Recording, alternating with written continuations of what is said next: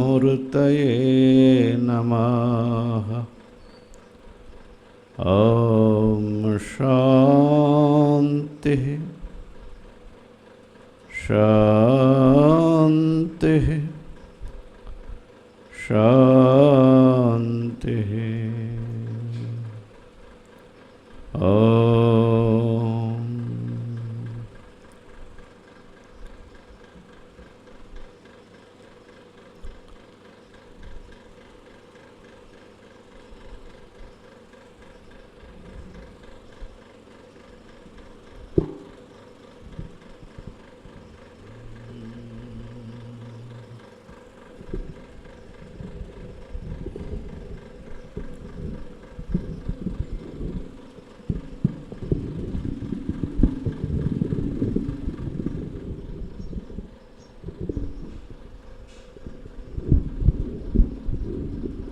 हरिओम।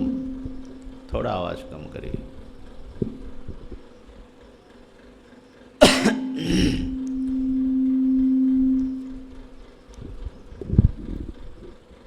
विवेक चूड़ामणि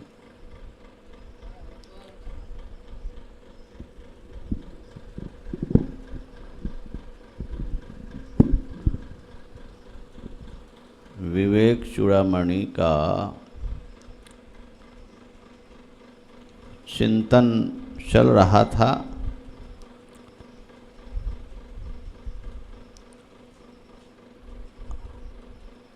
और चातुर्मास में हम लोगों ने इसका स्वाध्याय शुरू किया था।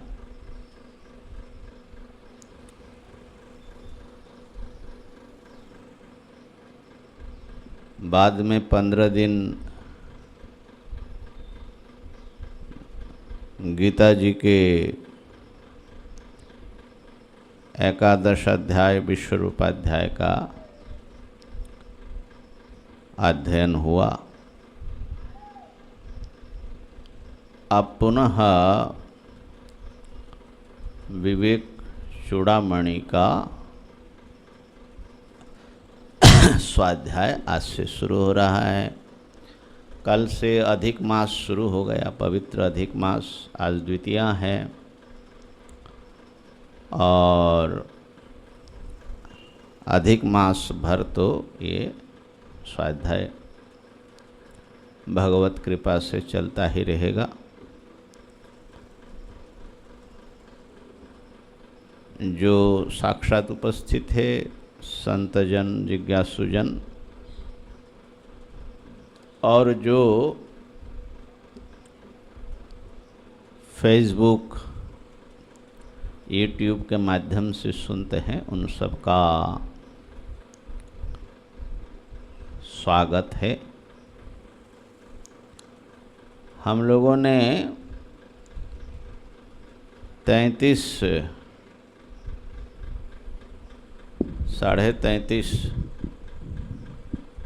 श्लोक तक पढ़ लिए थे। उसके आगे अध्ययन होगा। पहले उच्चारण करते हैं, फिर श्लोकों का संबंध जोड़ देंगे। 34वां श्लोक देखिए। श्रोत्रियो वृजिनो कामा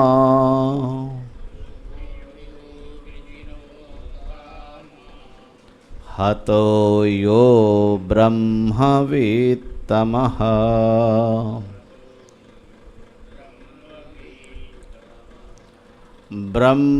ब्रह्मण्युपरतः शान्तो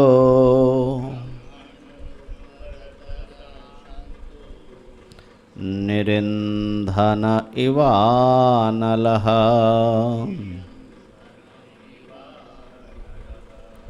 अहेतुकदया सिन्धुर्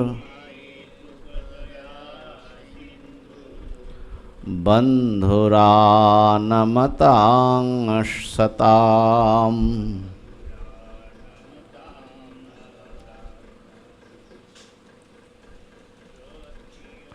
हाँ, काम हतो यो ब्रह्मवेत्तमः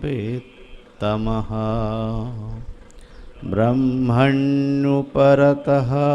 शान्तो निरिन्धन इवानलः अहेतुकदया सिन्धुर्बन्धुरानमतां सताम्।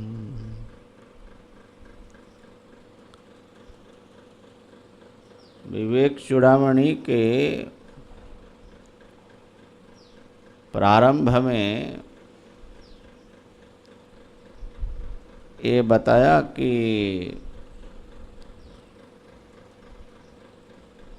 मनुष्य जन्म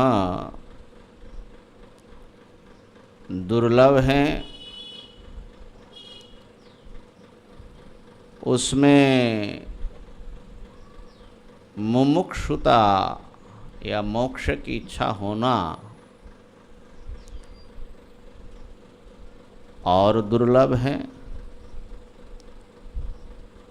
और महापुरुष के आश्रय प्राप्त करना वो भी दुर्लभ है, दुर्लभतर हैं। और अंततः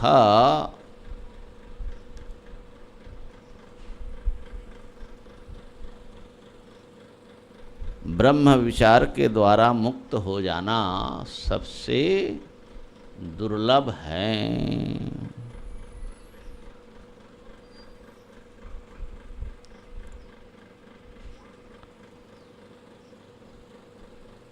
और ये भी बताया कि ब्रह्म विचार से ही ब्रह्म ज्ञान की सिद्धि होती है, अज्ञान की निवृत्ति होती है, अन्य किसी उपाय से नहीं है। कर्म और उपासना चित्त शुद्धि के लिए कारण बनता है, परंतु वस्तु की सिद्धि माने आत्मा के यथार्थ स्वरूप की सिद्धि वो केवल मात्र ब्रह्म विचार से, आत्म विचार से ही संभव है।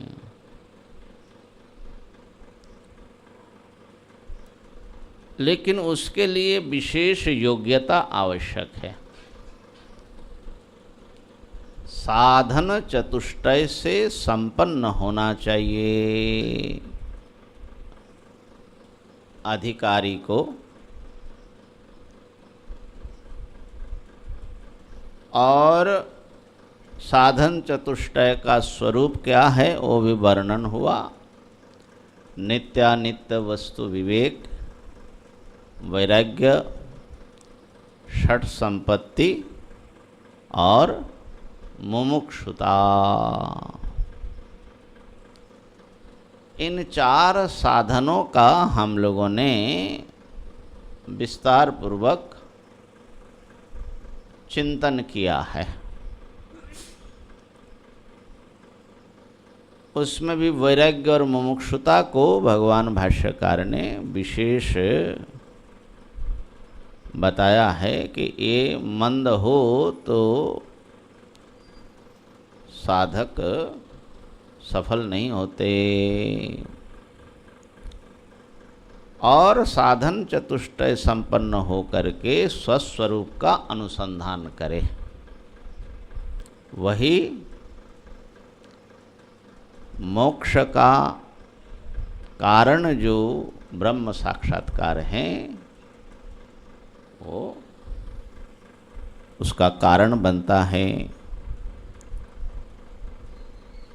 तो क्या साधन चतुष्टय संपन्न हो करके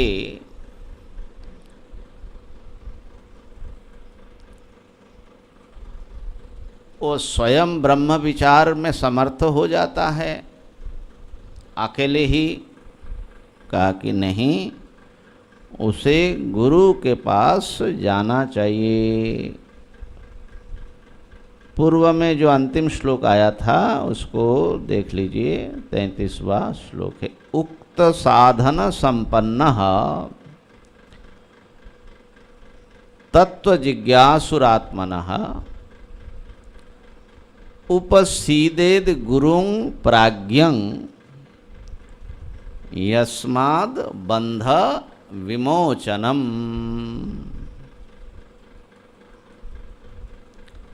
ये चार साधनों से जो संपन्न हैं और आत्मा के तत्व को जानने के इच्छुक हैं, वो ज्ञानी गुरु के पास पहुँचे और जिससे उसको, जिस गुरु से उसको संसार बंधन से मुक्ति मिलेगी, ऐसे गुरु के पास जाएं। अब गुरु कैसा होना चाहिए, उसका लक्षण यहाँ पर अब आज से हम लोग उसका विचार कर रहे हैं।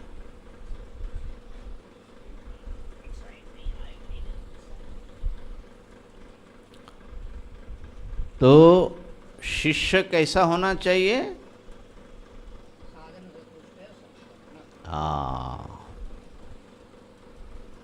बहुत हाईली क्वालिफाइड होना चाहिए शिष्य को। जो इतने क्वालिफाइड नहीं हो वो क्या करेंगे?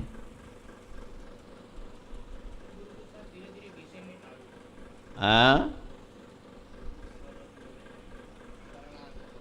शरणागत होकर के कर्म और उपासना, गुरु सेवा आदि के द्वारा अपने को तैयार करेंगे। तो जो इतने क्वालिफाइड शिष्य होगा तो उनका गुरु कैसा होना पड़ेगा, उसका वर्णन आ रहे हैं। जो उनको संसार बंधन से मुक्त करा सके। तो इसमें जो है सबसे पहली बात है श्रोत्रिय। जो श्रुति के तात्पर्यार्थ को जानने वाले हैं। ऐसे तो शब्दार्थ है श्रुतिम अधीते अध्यापयति वा। जो श्रुति का अध्ययन करता है या अध्यापन करता है, लेकिन उसका मर्म को समझने वाले। वैसे तो श्रुति शब्द से पूरा वेद आता है, कर्मकांड ज्ञानकांड, परंतु यहाँ पर इस संदर्भ में कर्मकांड की उपयोगिता नहीं है। इसलिए श्रोत्रिय का अर्थ है जो वेदांत भाग है उसका ज्ञान, उसका तात्पर्य अर्थ को जानने वाले, वो है श्रोत्रिय। तो इससे पता लगता है कि वो संप्रदाय से वेदांत के अर्थ को अध्ययन किया है, जानते हैं। माने गुरु परंपरा वाली बात यहाँ स्पष्ट हो जाती है। क्योंकि शिष्य के लिए कह दिया कि वो स्वतंत्र रूप से ब्रह्म विचार ना करे, गुरु के शरणागत होकर के ही करे। तो इसका मतलब गुरु भी इसी ढंग से अपने गुरु से प्राप्त किया। तो यहाँ पर एकदम एकाएक कोई स्वयं सिद्ध प्रकट हो जाए, उनकी बात हमारे वेदांत शास्त्र में नहीं आती। संप्रदाय की बड़ी विशेषता रहती है। दूसरा विशेषण भी बड़ा इम्पोर्टेंट है, अवृजिनः। अवृजिनः माने निष्पापः, पापशून्यः। वृजिन बोलते हैं जो पापी हैं। तो जो निष्पाप है, पवित्र आत्मा है, अवृजिनः माने जिनका आचरण सदा ही सदाचारी है और वो वस्तुतः निष्पाप है। ये बड़ा जो है देखना पड़ेगा। अवृजिनः। अच्छा, पहले सामान्य अर्थ लगा लेते हैं, फिर थोड़ा विचार कर लेंगे। और तीसरी बात बता रहे अकामहतः। कामना से घायल हुआ जो होता है उसको बोलते कामहतः, काम का मारा हुआ। तो संसार के नाना विषयों की तृष्णा से जो पीड़ित है वो है हम लोग सामान्य प्राणी कामहतः। जो ऐसे नहीं है, माने सर्वथा निष्काम है, काम रहित है, ऐसे जो ब्रह्मवित्तमः, ब्रह्मवेत्ताओं में श्रेष्ठतम हैं। वो कैसे हैं? ब्रह्मण्युपरतः, ब्रह्म में ही जो विश्राम ले रहे हैं, जिनका उपराम माने समाहित, हमेशा ब्रह्म में ही समाहित रहना, और किसी चीज़ में उनका, ऐसे तो उपरति का अर्थ हमने समझा ही है पीछे षट संपत्ति में, जो अन्य समस्त कर्मों को छोड़ करके साधक के लिए केवल वेदांत में ही वो लगा है। तो अन्यों से उपरत हो जाना माने सर्वकर्म संन्यास, माने अक्षरिक रूप से, सिंबॉलिक नहीं सिंबॉलिक तो हम लोग है एक सिंबॉलिक है, लेकिन सचमुच मन से उसके सारे कर्म निवृत्त हो चुका है। नहीं, वो तो एक वैचारिक जो ज्ञान की स्थिति है, लेकिन ये जो तुम्हारे जीवन है, उस जीवन में अन्य कर्मों की कर्तव्यों से आपने संन्यास ले लिया। अब मुझे खाली वेदांत का श्रवण मनन नहीं दिया, बस मोक्ष के साधना में हमको लगे रहना और कुछ भी हमको करना कराना नहीं है, सबसे जो है वो निवृत्त हो चुका है, इसकी बात हो रही है। वैसा सब अर्थ लगाने से सब चालाकी निकल आती है ना कि आप कितने भी काम करो, अपना काम नहीं मानने से ही हो जाता है, ये सब बात नहीं है भैया तो गुरु जो है ब्रह्मणि उपरत, ब्रह्म में ही जो उपरत हैं, उपराम प्राप्त किया हुआ है। बस बस उतना ही रहने दो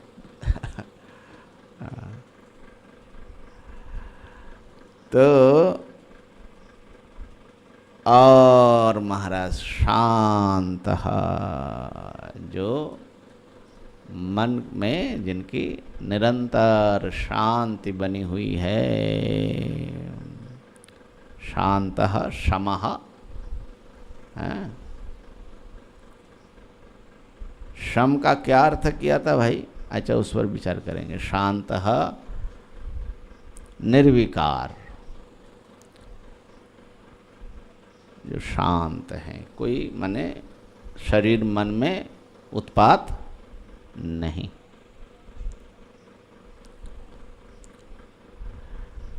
कैसा शांत हैं? एक उपमा दे रहे हैं, निरिंधन अनलः इव, निरिंधन अनलः इव, जैसे जो अग्नि में ईंधन समाप्त हो चुका है, जो अग्नि जल रहा था उसकी लकड़ियां सारी जल चुकी हैं, वो जैसे शांत हो जाता है, शीतल हो जाता है, ऐसे जो शांत हो चुके हैं। और भी दो बात है, अहेतुक दया सिंधु, बिना किसी प्रयोजन से मतलब से जो दया के समुद्र हैं, दया सागर हैं, दया सिंधु। और आनमताम सताम बंधु, जो प्रणत हैं आनमथ, जो उनके शरणागत हैं, ऐसे आनमताम सताम, सत सज्जनों के, सदाचारियों के वो बंधु हैं, माने वास्तविक हित करने वाले हैं। बंधु जो आपके हितकारी हैं और संकट में आपके साथ देते हैं, बंधु हैं। लेकिन संसार के जो बंधु होते हैं वो सांसारिक विषयों तक ही उनकी गति है। लेकिन एक ऐसे बंधु हैं भव समुद्र से पार ले जाने वाले। तो ये जो है यथार्थ बंधु हैं। इतने विशेषण गुरु के लिए भगवान भाष्यकार अपेक्षित मानते हैं। अच्छा, और स्वाभाविक है, देखिए शिष्य यदि बहुत उच्च कोटि के हो तो सामान्य गुरु उनके काम में नहीं आएगा, उनको संभाल भी नहीं पाएगा। तो गुरु को उससे और ऊपर होना चाहिए। किसी विद्या को सीखने के लिए आप जिसके पास जाते हैं वो यदि आपसे अधिक न जानता हो तो आपके काम में क्या आएगा? वो आप उससे ज़्यादा जानते तो उसके तो काम आएगा नहीं। ऐसे ही गुरु की क्वालिटी जो हैं बहुत श्रेष्ठ यहाँ पर बताया जा रहा है। श्रोत्रिय का अर्थ तो हमने विचार कर ही लिया एक प्रकार से। अब वृजिनः माने निष्पाप हैं। ये जो निष्पापता है माने पवित्र है। ऐसा लगता है कि गुरु ऐसा होना चाहिए जिसके पास बैठने से आपको बड़ी पवित्रता की अनुभूति हो। देखिए, हम लोग अपने पाप को धोने के लिए, निष्पाप होने के लिए, पवित्र होने के लिए गंगा जी में स्नान करते हैं।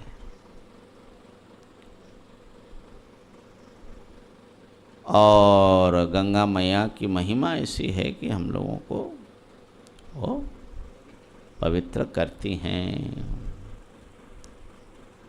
जमुना जी की भी ऐसी महिमा है। लेकिन जमुना जी में दिल्ली में कोई डुबकी नहीं लगाता। स्तुति करते हैं, यमुना मैया की आरती करते हैं, लेकिन डुबकी क्यों? क्योंकि जल बहुत गंदा है। कीचड़ की बात नहीं, गटर मिल मिल करके उसके जो हैं वो, अब उसमें आप डुबकी लगाएंगे, डुबकी लगाने का एक तो मन ही नहीं होगा। लगाएंगे तो फिर इतनी गंदगी आएगी कि फिर जा कर के आपको दूसरे पानी से नहाना पड़ेगा। तो गुरु को गंगा जी जैसा निर्मल होना चाहिए, जिनमें डुबकी लगाने का एहसास हो कि गंगा से भी हम बड़े पवित्र हो गए गुरु जी के पास आकर के, उनकी वाणी सुन करके। इतने उच्च कोटि के आचरण, आचार, विचार, व्यवहार, ये सब होना आवश्यक है। केवल विद्वत्ता से इसीलिए काम नहीं चलता है। श्रोत्रियता माने विद्वत्ता, विद्वान तो होना पड़ेगा, नहीं तो हमारे अज्ञान कैसे नष्ट करेंगे। लेकिन वो कोई ऐसी विद्या नहीं है सांसारिक विद्या। वो विद्या तभी हमारे भीतर पहुँचेगी जब हम पवित्र होंगे, और हम पवित्र तब होंगे जब हमारे गुरु जी पवित्र करने में समर्थ होंगे, और माने स्वयं पवित्र होंगे। तो ये एक बड़ी विशेषण है, अवृजिनः,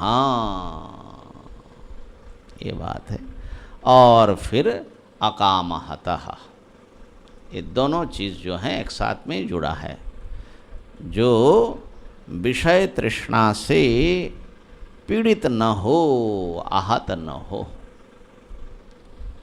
जैसे गीता जी में कहा, प्रजहाति यदा कामान सर्वान पार्थ मनोगतान आत्मन्येवात्मना तुष्ट स्थित प्रज्ञ तदुच्यते।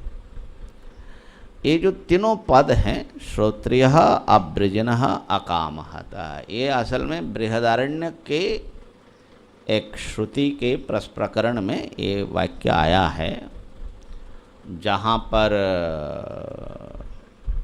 ब्रह्मानंद की मीमांसा बृहदारण्यक में भी है, जैसे तैत्तिरीय में है। तो श्रोत्रियस्य अवृजिनस्य अकामहतस्य च, वही सुख उसको, जो गंधर्व लोक में सुख है, जो देवलोक में सुख है, जो उसके आगे इंद्रलोक में सुख है, वही सुख यहाँ उसको मिल सकता है जो श्रोत्रिय हो, श्रुति के वेदांत के अर्थ को जानने वाले हो, निष्पाप हो और निष्काम हो। यहीं पर उसको ये सुख मिल सकता है, जो ब्रह्मलोक, यहाँ तक कि ब्रह्मानंद यहीं पर मिल सकते। तीन विशेषण से उसको युक्त होना पड़ेगा, तो इस पर ध्यान देना चाहिए। अच्छा, ब्रह्मवित्तमः, ब्रह्मवेत्ताओं में श्रेष्ठ हो। तो ऐसा ब्रह्मवेत्ताओं में तो ब्रह्मविद यदि हैं तो उसमें फिर श्रेष्ठ निकृष्ट कैसे होगा? तो इतना है कि वो ब्रह्म ज्ञानी जो है वो खाली परोक्ष ज्ञाता न हो, अपरोक्ष साक्षात्कार किया हुआ हो। और वैसे योग वाशिष्ठ आदि के अनुसार ब्रह्मवेत्ताओं के 7 स्तर करते हैं, उसमें 3 तो साधक है। क्या है? 7 भूमिका जो ज्ञान की है ना?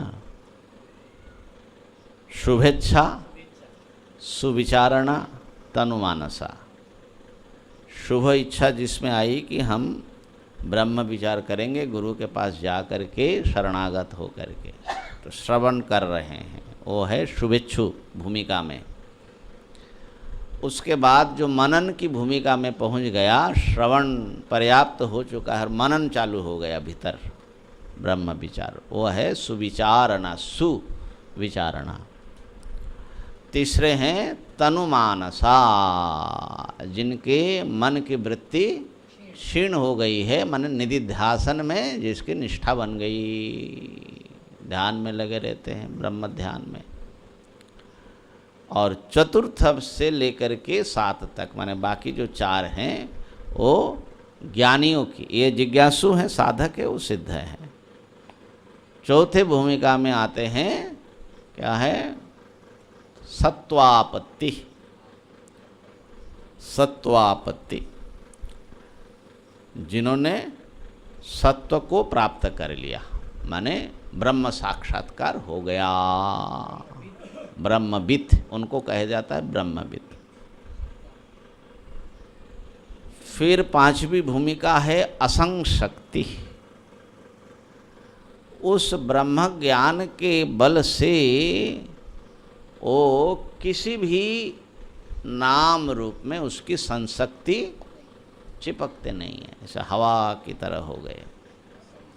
हाँ, माने जगत मिथ्यात्व का बहुत पक्का जो है ठोस निश्चय बना ही रहता है। और फिर पदार्थ अभाविनी, पदार्थाभाविनी, किसी भी पदार्थ के फिर नाम रूप के भावना होता ही नहीं है, एक प्रकार से समाधि में ही डूबे रहते हैं। और 7वीं भूमिका तुर्या, तुर्यगा, जो ऐसे समाहित होते हैं जिनको माने फिर वहाँ से व्युत्थान उसको होता नहीं है, ऐसे बोलते हैं। तो ये सब ब्रह्मविद, ब्रह्मविद वर, ब्रह्मविद वरियान, ब्रह्मविद वरिष्ठ, ऐसा 4 भूमिका माने हैं महापुरुषों ने बाहर की वृत्तियों की और व्यवहार की दृष्टि से। ज्ञान में कोई फर्क नहीं है इनमें, ये चारों में, क्योंकि ब्रह्म ज्ञान जो होता है वो पूर्ण ही होता है। जब तक अपूर्ण है उसको ब्रह्मज्ञानी नहीं माना जाता। इसीलिए भगवान भाष्यकार ने ऐसे सब कोई अपने भाष्य आदि में उसको स्वीकार नहीं किया। ब्रह्म साक्षात्कार हो गया तो उनमें अब छोटा बड़ा नहीं होता।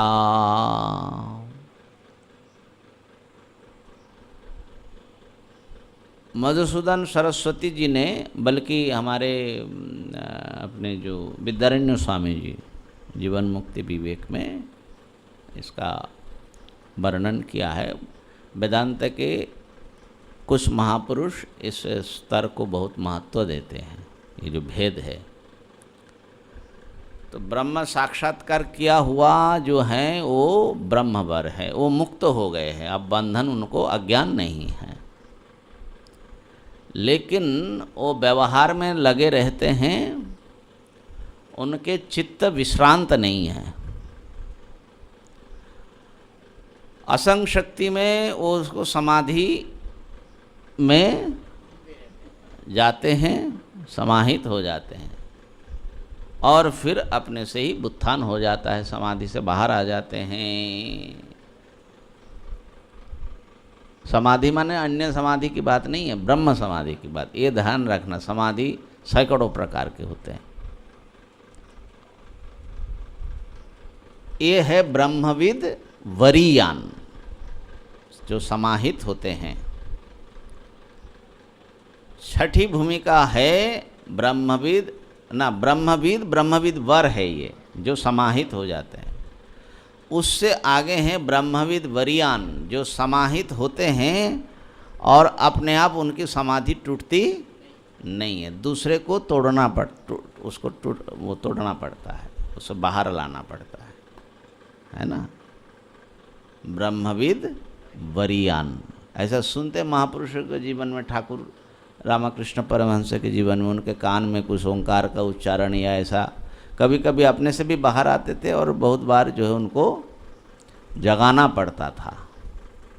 तो जो स्वयं बुद्धित हो जाते हैं वो है ब्रह्मविद वर, और जो स्वयं बुद्धित नहीं होते, दूसरे के प्रयास से पर के द्वारा बुद्धित होते हैं, वो है ब्रह्मविद वरियान। और जो बुद्धित होते ही नहीं है, सदा ही समाहित रहते हैं, वो है ब्रह्मविद वरिष्ठ। ऐसा भेद किया। तो ये समाधि की दृष्टि से भेद है, ज्ञान की दृष्टि से ये बात अच्छी तरह दिमाग में रखना चाहिए। क्योंकि हम जब पहले पढ़े थे तो हमको लगता था कि ब्रह्मवेत्ताओं में भी ये सब कैटेगरी जो हैं उनके ज्ञान का भेद है, लेकिन ऐसा नहीं है। अज्ञान की निवृत्ति हुए बिना वो ज्ञानी नहीं, और अज्ञान जो है कंप्लीट ही जाता है, ठीक है ना। इसलिए एक श्लोक है, आपका सुना हुआ होगा, कृष्णो भोगी शुकस्त्यागी राजा नृपौ जनक राघवौ, है ना, वशिष्ठ कर्मकर्ता च ते एते ज्ञानिनः समाहा। कृष्ण भोगी दिखाई पड़ते हैं बाहर में।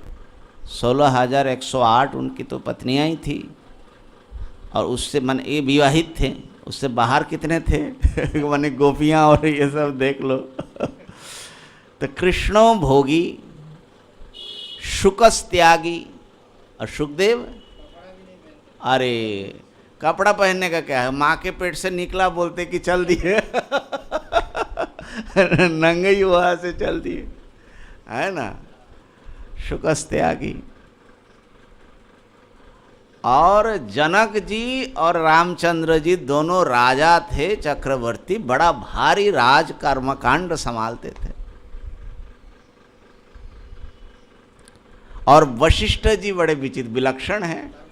वो पुरोहित थे रघुवंश के, और बड़े बड़े याग यज्ञ कराते रहते थे, कर्मकांड में लगे रहते थे। वशिष्ठ कर्म करता च।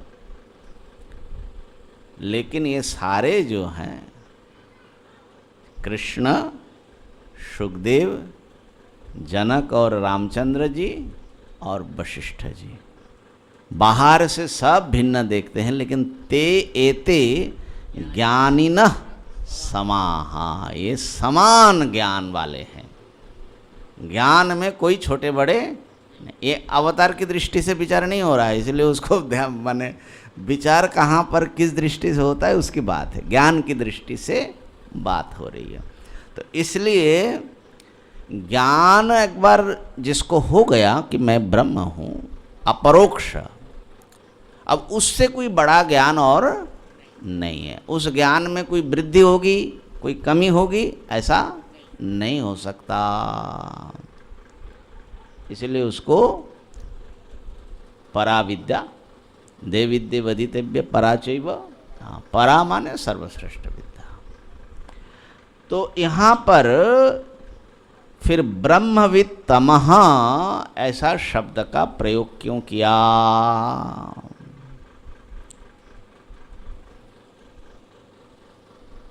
ब्रह्मवेत्ताओं में जो श्रेष्ठ हैं। तो एक तो परोक्ष ब्रह्मवेत्ता को भी ब्रह्मविदी कहा जाता है ना। वेद को जानने वाले भी ब्रह्मविद, क्योंकि ब्रह्म शब्द से वेद को लिया जाता है। हाँ, यहाँ पर उनकी बात नहीं है जो अपनी आत्मा की ब्रह्मता को अपरोक्ष अनुभव कर चुके हैं और सब प्रकार के संशय, विपर्यय, अज्ञान की निवृत्ति जिनकी हो चुकी है, वो है ब्रह्मविद तमः। बल्कि उसी का ब्रह्मविद तमः जो पद दिया है, मेरे ख्याल से उसी का व्याख्यान अगला जो अर्धाली है उसमें हो रहा है कि वो कैसे हैं, ब्रह्मणि उपरतः, जो ब्रह्म में विश्राम प्राप्त कर रहे हैं। माने मैं ब्रह्म हूँ और ब्रह्म में कोई श्रम नहीं, ब्रह्म निर्विकार है, समस्त अविद्या के और उसके उत्पाद से रहित है। सर्वोपप्लवरहितः प्रज्ञान घन प्रत्यगर्थो ब्रह्मैवाहमस्मि, समस्त उपप्लव से रहित है। ब्रह्मणि उपरतः, और शांत हो गए हैं भीतर बाहर से, एकदम परमा शांति। यहाँ शांति माने ओ जो मन की एक स्थिति है उतना ही नहीं है। शांतिं निर्वाण परमाम मत संस्थाम अधिगच्छति, जो शांति कभी टूटने वाली, ऐसे जो योगियों की जो एक शांत अवस्था है, साधक की जो शांत अवस्था है मन की, वो कभी टूट भी सकती है क्योंकि मन की अवस्था है। लेकिन यहाँ जिस शांति की बात हो रही है, निरिंधन इवा नलः, सारे ईंधन समाप्त हो चुका है, शांत। यहाँ व्याख्याता ने निर्विकार अर्थ किया, वो भी ठीक है, किसी भी स्थिति से कोई विकार उसको नहीं आता।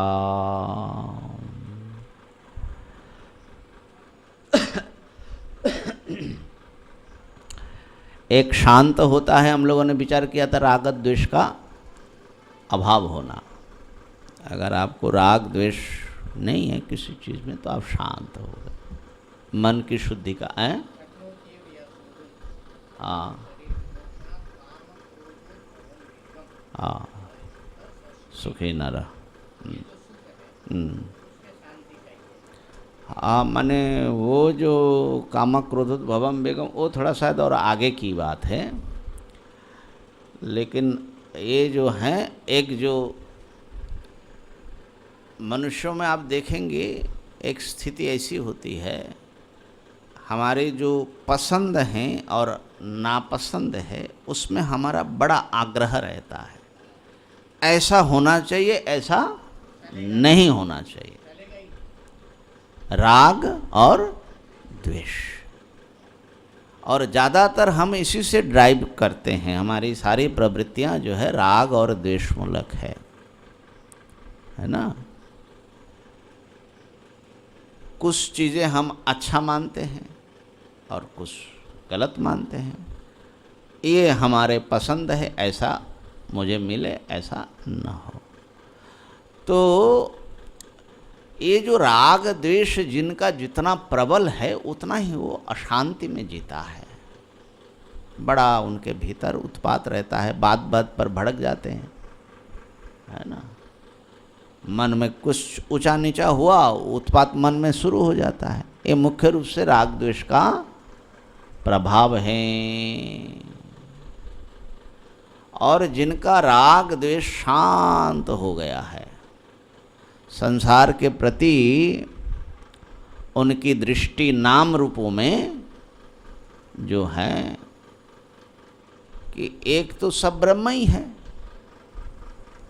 सर्वं खलु इदं ब्रह्म तज्जलानिति शांत उपासिता। एक तो सब के भीतर वही परिपूर्ण ब्रह्म ही बैठे हुए, मुखौटा अलग अलग है नाम रूप का, इससे वो शांत हो जाते हैं।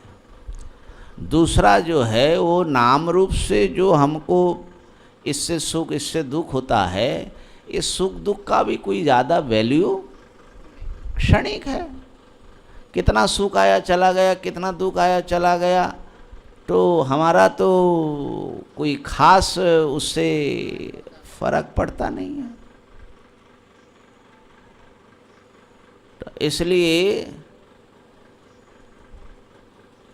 मात्रा स्पर्शास्तु कौन्तेय आगमापाइनो नित्यस्तां स्थितिक्षस्व भारत यं हीन व्यथयन्त्येते पुरुषं पुरुषर्षभ सम दुःख सुखम धीरम स्वमृतात्वाय कल्पते। जो सुख को भी सहज रूप से ले लेते हैं, दुख को भी सहज रूप से ले लेते हैं, बहुत ज़्यादा बैलेंस जिसका बिगड़ता नहीं, वो है वो राग द्वेष कम होने का पहचान है, और वो भीतर से वो ठंडा पड़ जाता है। ये साधक की अवस्था है, ये शांत। लेकिन यहाँ पर जो है ज्ञानी की शांति की बात हो रही है ना। ये शांति कैसा है? ये राग द्वेष तो है नहीं है, इस पर तो बताना क्या है, क्योंकि तो साधक अवस्था में चला जाता है।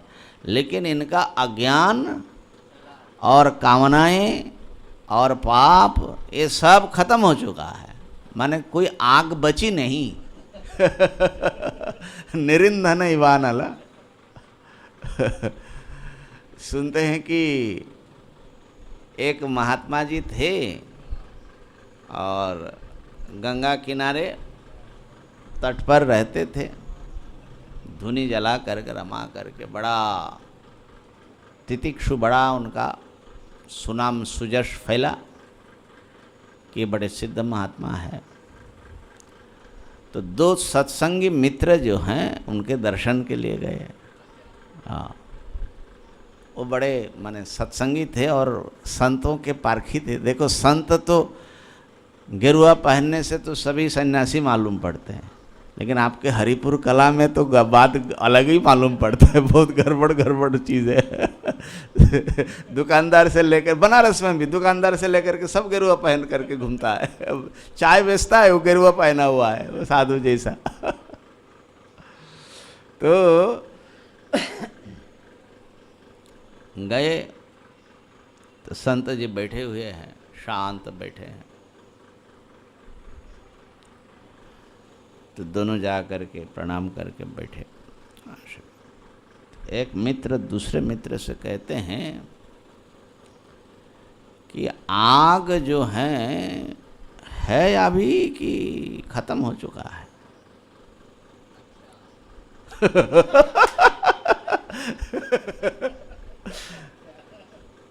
दूसरा कहता है कि थोड़ा थोड़ा शायद बचा होगा, हाँ भीतर जो है थोड़ा बचा होगा। महात्मा जी देख रहे हैं उनकी बातें जो है क्या करते हैं। दूसरे ने कहा कि भाई आग कभी बाहर भी आता है क्या? कहा कि हाँ, थोड़ा हवा लगने से बाहर आ सकता है। अब महात्मा जी के आंखें जो है लाल लाल हो रही है। फिर कहा कि तीसरा ने पूछा क्या वो जो है दूसरे को ताप भी दे सकता है क्या? गर्मी लगेगी दूसरों को भी? बोले हाँ, ऊपर आएगी तो गर्मी तो लगेगी। अब महात्मा जी ने जो है अब भड़का, हाय कैसे तुम लोग हो, गाली सब जो गाली होता है नागाओं का है ना। तो कहा कि भाई आग जो है ये तो बाहर आ रहा है, बाहर आ रहा है। बोले हाँ, गर्मी भी थोड़ी लग रही है। तब तक महात्मा जी ने चिमटा उठाया और भगाया। दोनों दौड़े, भाई बाबा आग भड़क गया है, चलो। जलाएगा, जला देगा। तो हम लोगों का जो है आग तो ठंडा है, बाहर से दिखता है, लेकिन वो हवा मिलने पर हवा मिलने पर क्या होता है तब पता लगता है ना। माने उत्तेजना के कारण या कोई गाली गलौज करे, कुछ करे, तब आपके चित्त की क्या स्थिति होती है।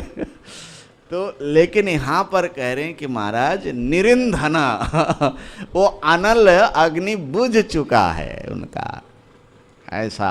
तो ये ब्रह्मविद तमः, ठीक है ना। तो और जो हैं अहेतुक दया सिंधु, ओ दया के बहुत दयालु होना चाहिए गुरु को, और वो दया भी अहेतुक होता है उनका, क्योंकि उनका तो इससे कोई प्रयोजन ही नहीं होता है। हाँ, नेह कश्चन न चास्य सर्वभूतेषु कश्चिदर्थ व्यापाश्रय। सारे दुनिया से उनका कोई प्रयोजन मूलक संबंध नहीं है, दयामूलक प्रीतिमूलक संबंध है। सबका हित हो उसके लिए ब्रह्मवेत्ता काम करते हैं, लेकिन कोई प्रयोजन सिद्ध करना है, किसी से कुछ अपना काम बनाना है, ऐसा कुछ नहीं है।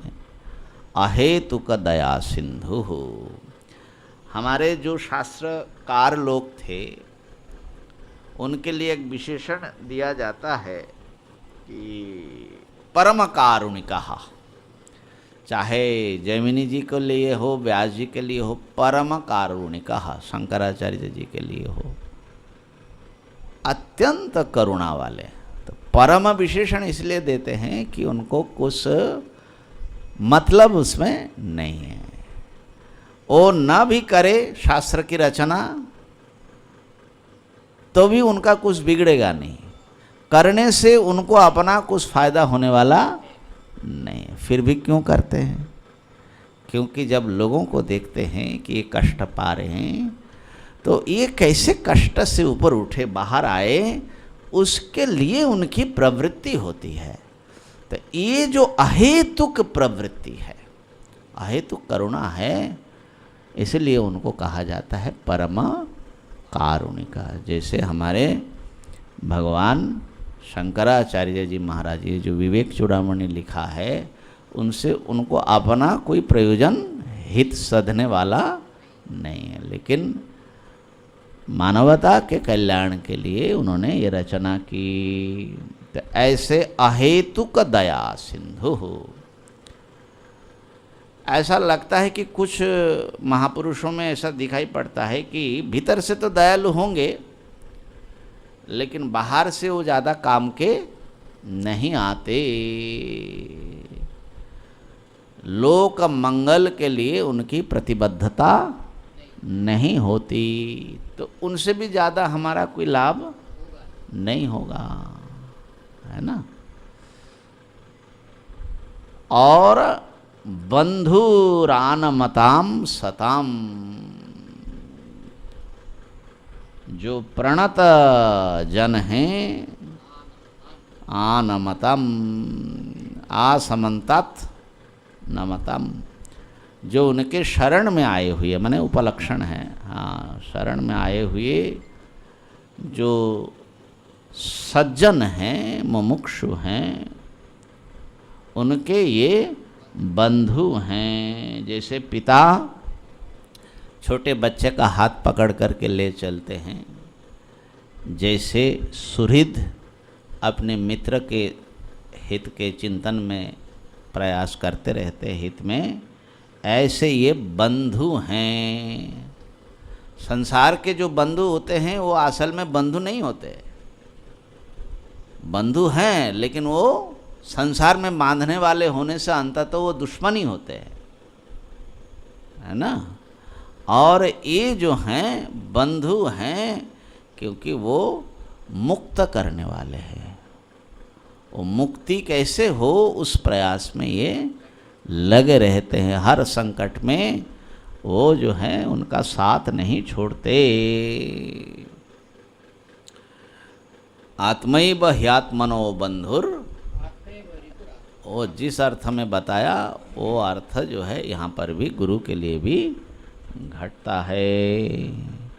तो इस प्रकार से ये ऐसे गुण संपन्न, ज्ञान संपन्न, चरित्र संपन्न गुरु होना चाहिए। ऐसा गुरु मिलना अत्यंत दुर्लभ है, लेकिन होते हैं महापुरुष ऐसे। अच्छा, ऐसा गुरु ना मिले तो क्या करे भाई?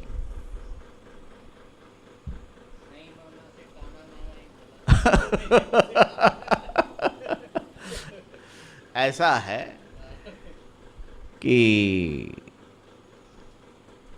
अपने दशम पीठाधीश्वर थे कैलाश के ना, विद्यानंद जी गिरी जी,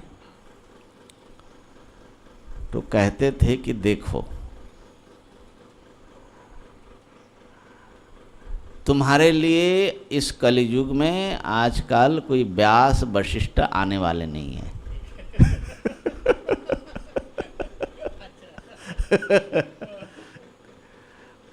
और तुम हो भेड़,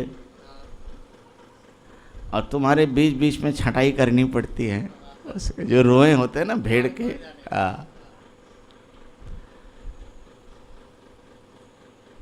अब हम जो हैं, देखो हम सुबह उठ कर के ठीक से स्नान करते हैं, ध्यान लगाते हैं, ब्रह्म चिंतन करते हैं, सेवा करते हैं, तो हमारे से बढ़िया तुमको कहाँ मिलेगा? छटाई तो तुम्हारा कर ही सकते। हाँ, तो अगर तुमको तो छटाई करवाना ही है तो हमसे छटाई करवा लो तो बढ़िया है, नहीं तो वो पंडे गुंडे राजनेता ये सब तुम्हारा छटाई करता रहेगा। तो कुछ तो गुण है, व्यास वशिष्ठ हम नहीं है, लेकिन कुछ तो हमको गुण है, कुछ त्याग है, कुछ जीवन में सदाचार है।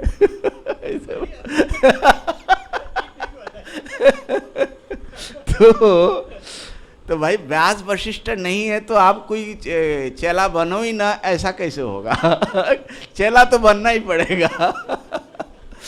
हाँ, ये जरूर है, जो मुझे जो लगता है, एक तो सत संप्रदाय सिद्ध, माने मुख्य रूप से वेदांत संप्रदाय के अनुसार हो, और जीवन सदाचारी होना चाहिए, क्योंकि जो शिष्य होते हैं उनका मन बड़ा कोमल होता है। मान लो गुरु ब्रह्मज्ञानी है लेकिन बाहर व्यवहार में दुराचार दिख रहा है, तो अब ब्रह्मज्ञान है कि नहीं है इसका तो निर्णय जो छोटा बच्चा या अज्ञानी जन कैसे करेगा।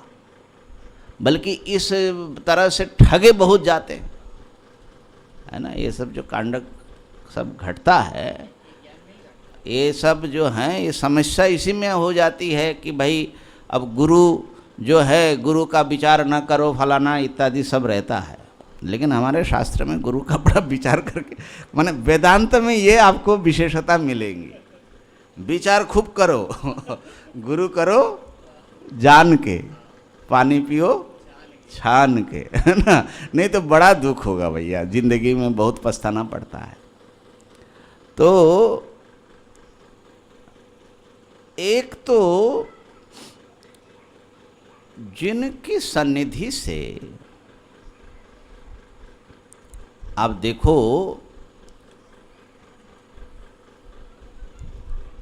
आपकी चेतना का उत्थान होता है कि गिरता है, ये एक बहुत बड़ी जो है मैं समझता हूं गुरु करने के लिए। उनके ज्ञान देखिए, उनके व्यवहार देखिए, यह तो बताया ही है, आचरण देखिए,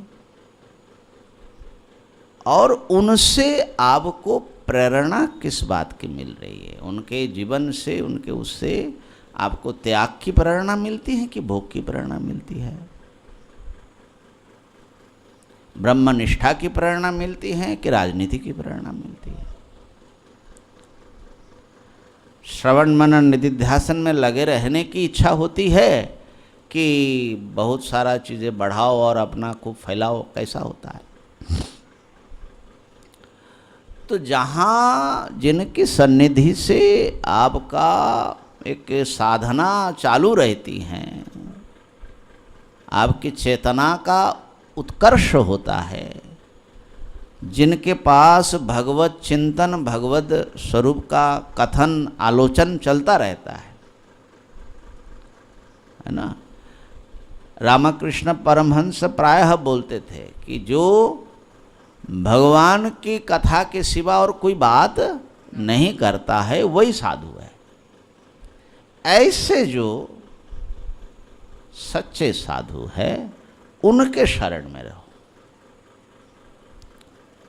ये पूरा लक्षण अगर नहीं घटित होता है तो जितनी मात्रा में घटे, और मुख्य चीज़ है कि आपको उनसे क्या मिल रहा है, क्या प्रेरणा मिल रही है। संसार में जाने की उकसावा मिल रहा है कि उससे निवृत्त होने की मन की भाव आपका कैसा बनता है।